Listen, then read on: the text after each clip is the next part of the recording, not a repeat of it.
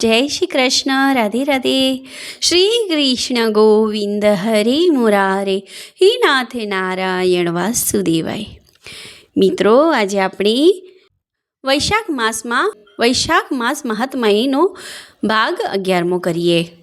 શ્રી સશિપ્ત સ્કંદ પુરાણ વૈષ્ણવ ખંડ વૈશાખ માસ મહાત્મય ભાગ 11મો.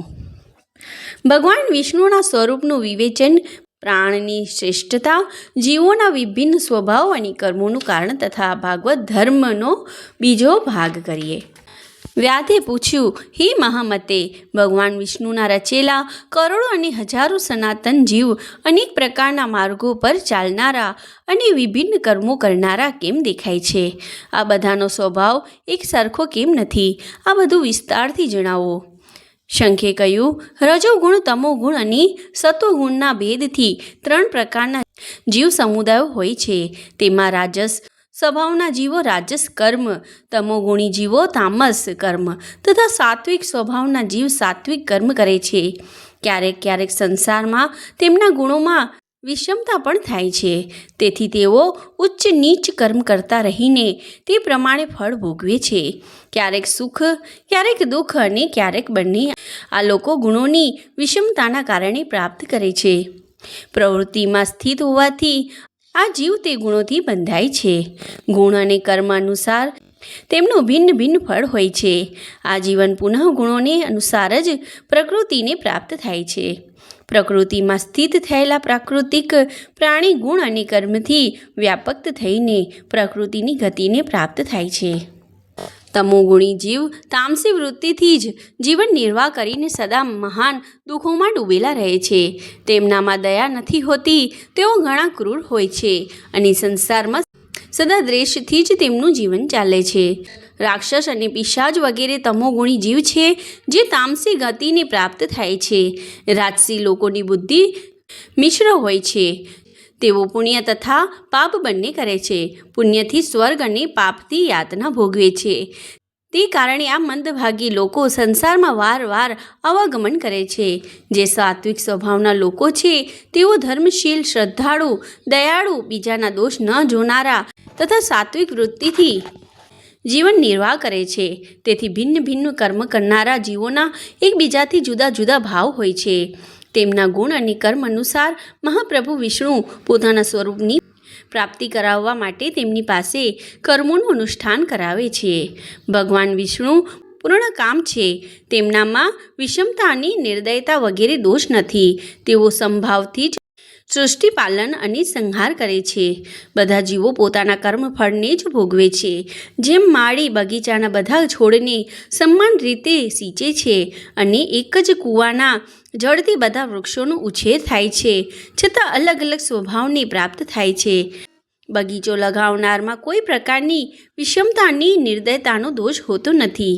દેવાધિદેવ ભગવાન વિષ્ણુનું એક નિમેષ બ્રહ્માજીના એક કલ્પ જેટલું માનવામાં આવે છે. બ્રહ્મકલ્પના અંતમાં દેવાધિદેવ શિરોમણી ભગવાન વિષ્ણુનું ઉન્મેષ આંખનો અલંકારો થાય છે. અર્થાત તેઓ આંખ ઉઘાડીને જુએ છે. જ્યાં સુધી નિમેષ બંધ આંખ રહે છે ત્યાં સુધી પ્રલય છે. નિમેષના અંતમાં ભગવાન પોતાના ઉંદરમાં સ્થિત બધા લોકોની સૃષ્ટિ કરવાની ઈચ્છા કરે છે. સૃષ્ટિની ઈચ્છા થવાથી ભગવાન પોતાના ઉંદરમાં સ્થિત થયેલા અનેક પ્રકારના જીવ સમૂહોને જુએ છે. તેમના ઉંદરમાં રહેતા સંપૂર્ણ જીવ તેમના ધ્યાનમાં સ્થિત રહે છે. અર્થાત કયો જીવ ક્યાં ક્યાં રૂપમાં છે તેની સ્મૃતિ ભગવાનની સદા બની રહે છે. ભગવાન વિષ્ણુ ચતુર્વ્યૂહ સ્વરૂપ છે. તેઓ ઉન્મેષ કાળના પ્રથમ ભાગમાં જ ચતુર્વ્યૂહ રૂપે પ્રગટ થઈને વ્યુહગામી વાસુદેવ સ્વરૂપે મહાત્માઓમાંથી કોઈને સાયુજ સાધક તત્વજ્ઞાન, કોઈને સારૂપ્ય, કોઈને સામીપ્ય અને કોઈને સાલોક્ય પ્રદાન કરે છે. પછી અનિરુદ્ધ મૂર્તિના વશમાં સ્થિત થયેલા લોકોને તેઓ જુએ છે. કોઈને તેમને પ્રદ્યુમ્ન મૂર્તિના વશમાં આપે છે અને સૃષ્ટિ કરવાનો સંકલ્પ કરે છે. ભગવાન શ્રી હરિએ પૂર્ણ ગુણોવાળા વાસુદેવ વગેરે 4 વ્યૂહો દ્વારા ક્રમશ માયા, જયા, કૃતિ અને શાંતિનો સ્વયં સ્વીકાર કર્યો છે. તેમનાથી સંયુક્ત ચતુર્વ્યૂહાત્મક મહાવિષ્ણુને પૂર્ણ કામ હોવા છતાં પણ ભિન્ન ભિન્ન કર્મ અને વાસનાવાળા લોકોની સૃષ્ટિ કરી છે. ઉન્મેષ કાળનો અંત થતાં ભગવાન વિષ્ણુ પુનઃ યોગ માયાનો આશ્રય લઈને વ્યુહગામી સંકર્ષણ સ્વરૂપથી આ ચરાચર જગતનો સંહાર કરે છે. આ પ્રમાણે મહાત્મા વિષ્ણુનું આ બધું ચિંતન કરવા યોગ્ય કાર્ય બતાવવામાં આવ્યું છે, જે બ્રહ્મા વગેરે યોગ સંપન્ન પુરુષોને માટે પણ અચિત્ય છે. વ્યાધે પૂછ્યું, હે મુને, ભાગવત ધર્મ કયા કયા છે અને ભગવાન વિષ્ણુ કયા ધર્મ દ્વારા પ્રસન્ન થાય છે? શંખે કહ્યું, જેનાથી અંતઃકરણ શુદ્ધ થાય છે, જે સાધુ પુરુષોના ઉપકાર કરનારા છે અને જેની કોઈએ પણ નિંદા કરી નથી, તેને તમે સાત્વિક ધર્મ જાણો. વેદો અને સ્મૃતિઓમાં બતાવેલા ધર્મનું જો નિષ્કામ ભાવે પાલન કરવામાં આવે તથા તે સંસારથી વિરુદ્ધ ન હોય તો તેને પણ સાત્વિક ધર્મ જાણવો જોઈએ.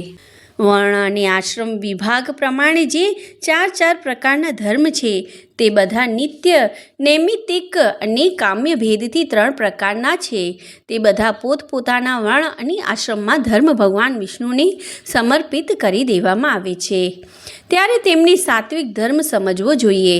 તે સાત્વિક ધર્મ જ મંગળમય ભાગવત ધર્મ છે. દેવતાઓને પ્રસન્ન કરવા માટે સકામ ભાવે કરવામાં આવતા ધર્મ રાજસ ધર્મ છે. યશ, રાક્ષસ, પિશાચ વગેરેના નિમિત્તે કરવામાં આવતા લોકનિંદિત હિંસાત્મક કર્મોને તામસ ધર્મ કયો છે. જે સત્વગુણમાં સ્થિત થઈને ભગવાન વિષ્ણુને પ્રસન્ન કરનારા શુભ અને સાત્વિક ધર્મો સદા નિષ્કામ ભાવે અનુષ્ઠાન કરે છે તેઓ ભાગવત અર્થાત વિષ્ણુ ભક્ત છે. જેમનું ચિત્ત સદા વિષ્ણુમાં જોડાયેલું છે, જેમની જીભ પર ભગવાનનું નામ છે અને જેમના હૃદયમાં ભગવાનના ચરણ બિરાજમાન છે, તે ભાગવત છે. જેઓ સદાચારી છે, સર્વનો ઉપકાર કરનારા અને સદા મમતા રહિત છે, તેમને ભાગવત કહે છે. જેમનો શાસ્ત્રમાં, ગુરુમાં અને સત્કર્મમાં વિશ્વાસ છે તથા જે સદા ભગવાન વિષ્ણુના ભજનમાં લાગ્યા રહે છે, તેમને ભાગવત કહેવામાં આવે છે. તે ભાગવત ભક્ત મહાત્માઓને જે ધર્મ નિત્ય માન્ય છે, જે ભગવાન વિષ્ણુને પ્રિય છે, વેદો અને સ્મૃતિઓમાં જેમનું પ્રતિપાદન કરવામાં આવ્યું છે, તે જ સનાતન ધર્મ માનવામાં આવે છે. જેમનું ચિત્ત વિષયોમાં આસક્ત છે, તેમનું બધા દેશોમાં ઘૂમવું, બધા કર્મોને જોવા અને બધા ધર્મોને સાંભળવા કશું જ લાભદાયક નથી. સાધુ પુરુષોનું મન સાધુ મહાત્માઓના દર્શનથી પીગળી જાય છે. નિષ્કામ પુરુષો દ્વારા શ્રદ્ધાપૂર્વક જેનું સેવન કરવામાં આવે છે તથા જે ભગવાન વિષ્ણુને સદા પ્રિય છે, તે ભાગવત ધર્મ માનવામાં આવ્યો છે.